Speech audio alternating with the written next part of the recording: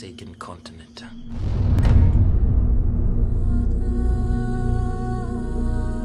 I just talked to you a few months ago, and I told you that you so impressed me with The Departed, your best work to date, and then this is this is 10 times better than your work in the other one, and I'm not anything against that work, but Thank you, you buddy. once again outdid yourself. Thank you very much. And here's the thing, I'm a film critic. I am so excited to tell people about this movie, and I can't wait, and I was wondering, after you know that you did something good here, are you a little bit excited to talk about it, to let people see it, or I don't know? I'm very excited to let people see this movie. I mean, to me, not you know, I think there are a lot of great performances in this movie, but I've never been a part of a movie that had a sort of social message like this on such a grand scale, and it needed to be the combination of both of those things, you know, to get people into the audience, to have an entertaining film that had a great, you know, had great two central characters, but also had told us something about the world we live in. I mean, you never come across films like this, really. Yeah. And if this film does well, hopefully, you know, the studio system will make more movies like this, you know. I was watching it, and there's so much going on.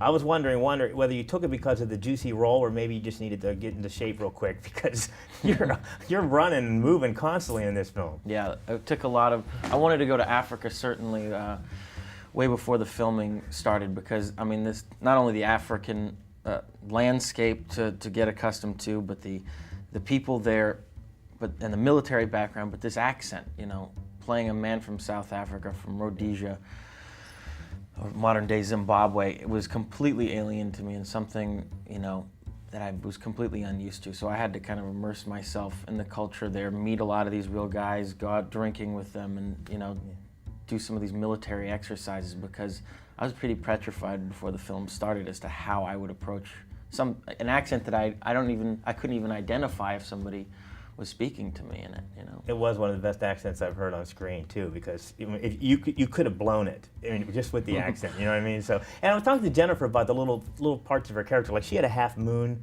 on her finger that she refused to tell me why it was there. But do you find little things about you know, Danny to do the backstory yourself? Or? Yeah, you do that. I mean, most of the time, none of that really shows up on screen, but for you, they're great things to have. You know, I had a giant scar on my arm. I had a tattoo of the 3-2 battalion. Little things like that. You know, it's the great thing about getting into character. Those things help you out and give you your own. Each thing has its own story. You know? I can't wait to get the DVD for this, because the action scenes, explosions, running. There's so much going on. It happens so quickly. I can't wait to freeze frame. But there are times, and I had to ask you about this, where you're just flinging extras or people aside as you're trying to get away. I mean, literally throwing them. And I was wondering.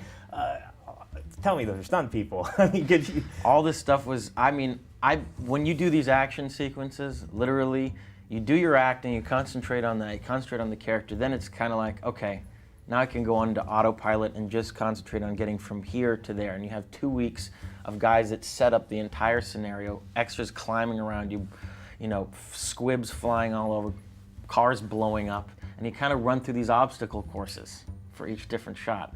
So you just go into autopilot and say, all right, I'm going to remember some things about my character, but it's about getting from here to there.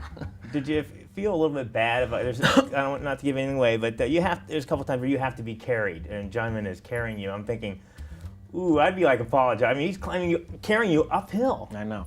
And it was, you know, Jaimin's such a strong guy that we did that almost a dozen times, but the director had to tell him, Jaimin, and on the 12th time he had to say, Jaimin, you got to make it look a little harder.